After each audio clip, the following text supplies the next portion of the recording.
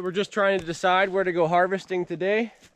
And we just hopped in the bush really close to camp here where we picked 2 days ago.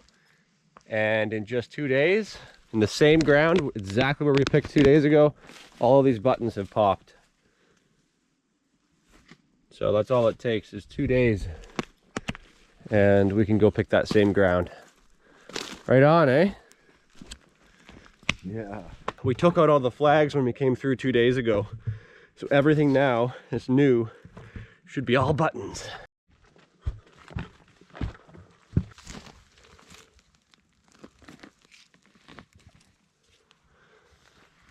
That's why we take out all of our old flags. So the new crop comes in unobstructed without any mold or rot issues. This is just perfect.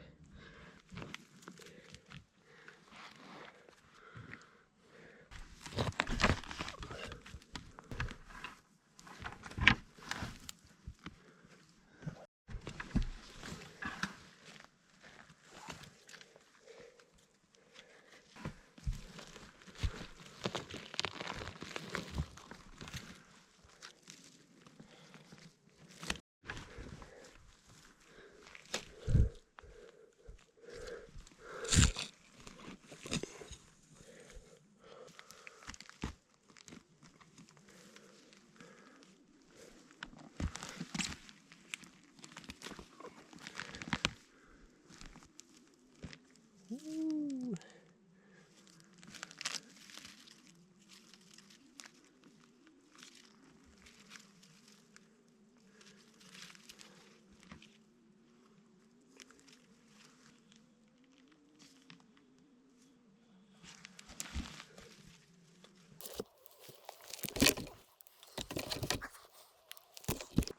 One here.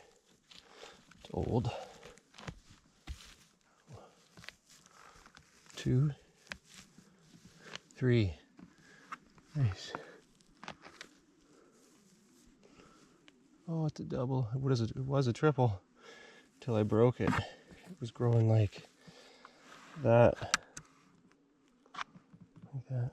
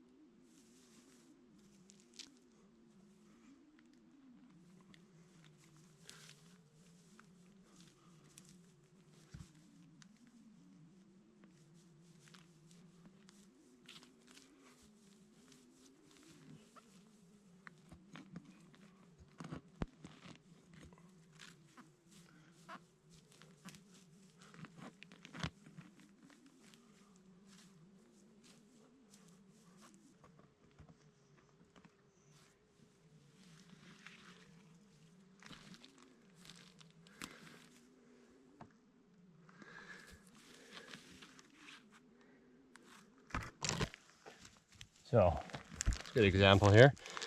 Here's the end of the previous flush, totally done.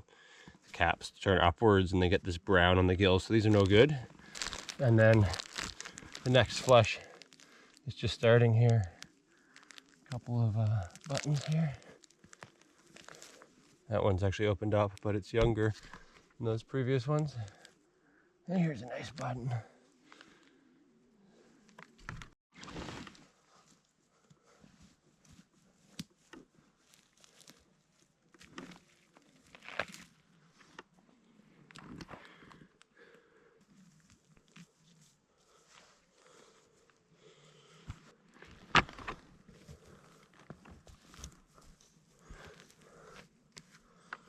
think we missed this area last time we picked here.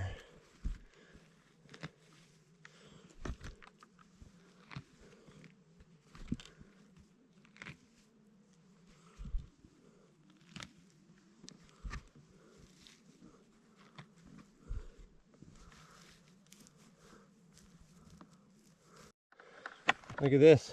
Squirrel picked this for me. A triple button stack.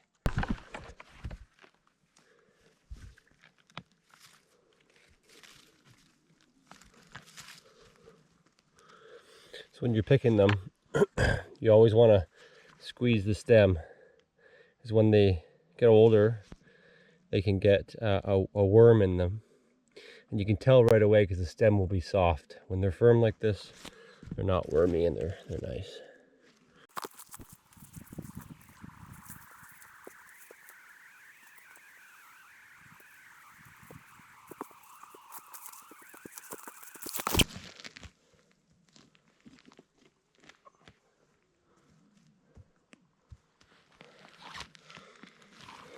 Okay, I've been out here for about 45 minutes or so, and I got a bucket, and it's probably about 50% buttons, and the rest is all 3s and 4s.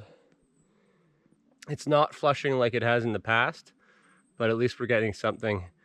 In each of our little beds where we find mushrooms, in the past, on a good year, we'd get at least 15 buttons per bed on average.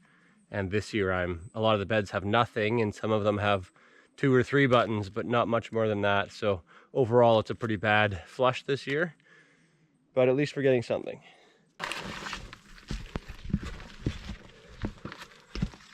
Randy's just coming up this big hill. I'm gonna go meet him halfway with a hot cup of coffee. There you go. I'll take your bucket for you.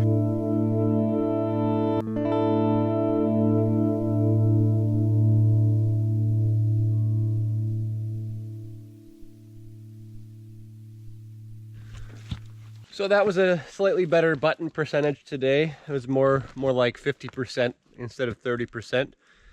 We've come back, had some coffee, sorted out those mushrooms, and now we're going to go back in and try to get another 2 buckets. The ground here, it looks nice and soft with this moss, but underneath the moss is actually all this hard rock. So when you fall on it, you know, you don't expect it to be so hard and to hurt so much. But man, does it hurt. There's sharp rocks.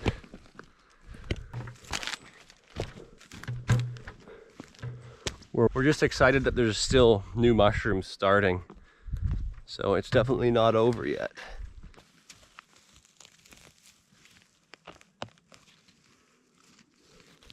One button.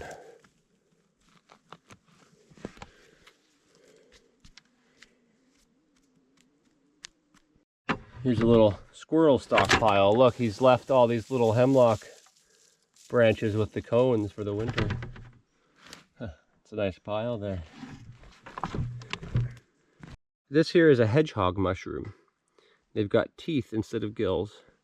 And this one's a little too old. See, it's rotting inside. But when they're fresh, these are one of my favorites. They've got a slightly sweet taste to them.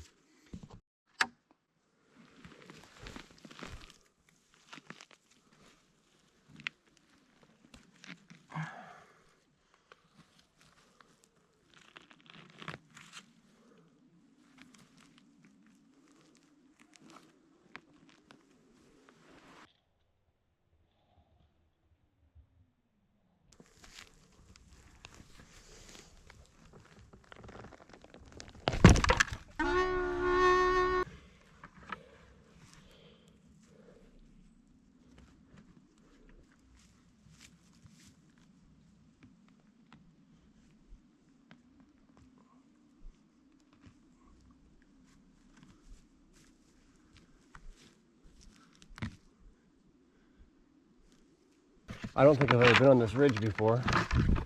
This is all new to me. Nobody comes this way.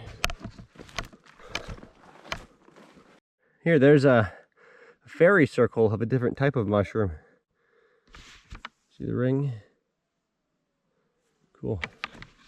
Now, why aren't the pine mushrooms doing that this year? Sometimes we'll find perfect fairy circles of buttons.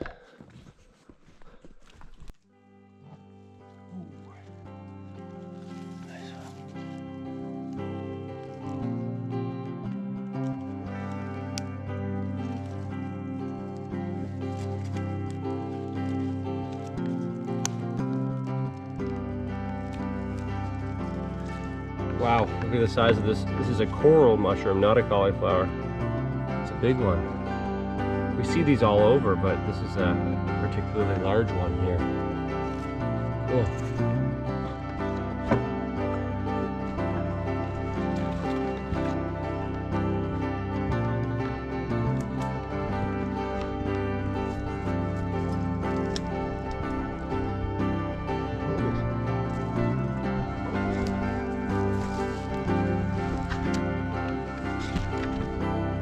Through the duff.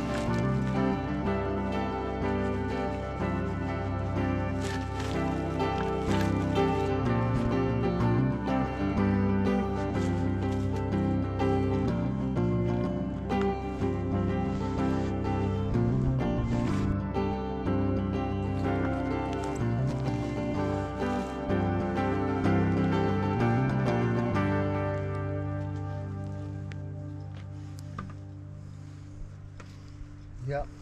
So on a good year, we'd get 2 to 3 baskets of buttons in here usually. And today we were only getting, yeah, not very many. Less than a quarter basket of buttons. So yeah, it's like 10% of what we normally get. So we're back at camp 6 hours later. Went to go to the buyer, which is about 40 kilometers away from us here, and all 4 buyers were closed at the Cranberry Zoo. So then we drove another 70 kilometers, and it took a couple hours until we finally found somebody who was open in the nearest town.